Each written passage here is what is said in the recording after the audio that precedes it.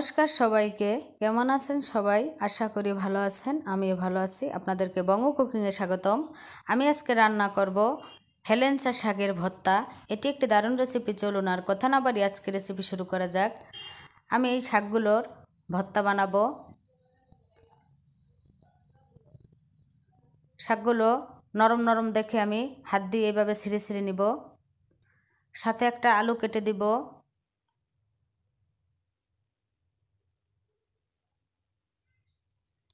আমি সবগুলো শাক হাত দিয়ে ছিঁড়ে ধুয়ে নিয়েছি ভালো করে। একটা আলু সাথে কেটে ধুয়ে নিয়েছি।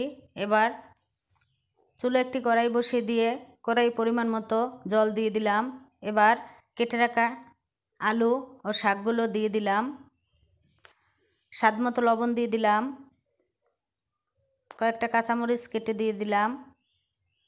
এবার একটু নাড়াচাড়া করে দেব।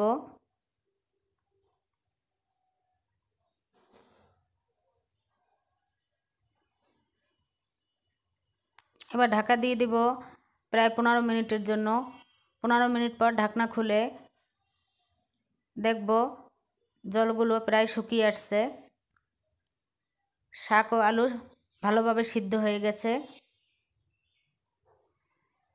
নাড়তে নাড়তে যখন জলটা একটু শুকিয়ে আসবে তখন নামিয়ে নিব।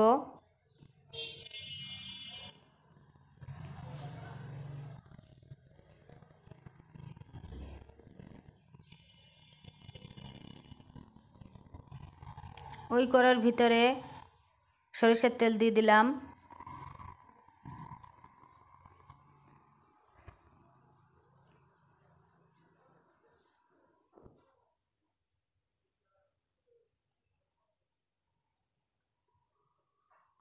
তেলটা গরম হলে দুটো শুকনো মরিচ হাত দিয়ে ছেড়ে দিয়ে দিলাম।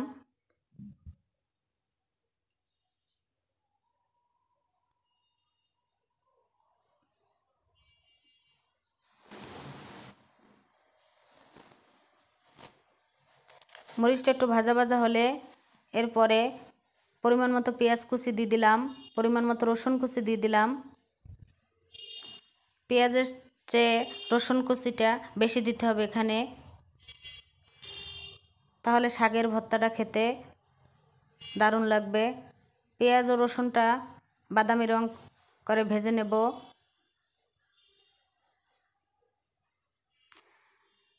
এরপরে সিদ্ধ করা শাকগুলো দিয়ে দিলাম।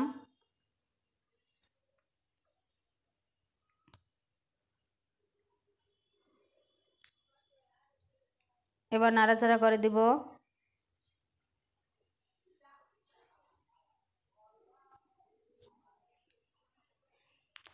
নাড়তে নাড়তে যখন শুকিয়ে আসবে তখন আলুগুলো শাকের সাথে ভালো করে খুন্তি দিয়ে মিশিয়ে নিব।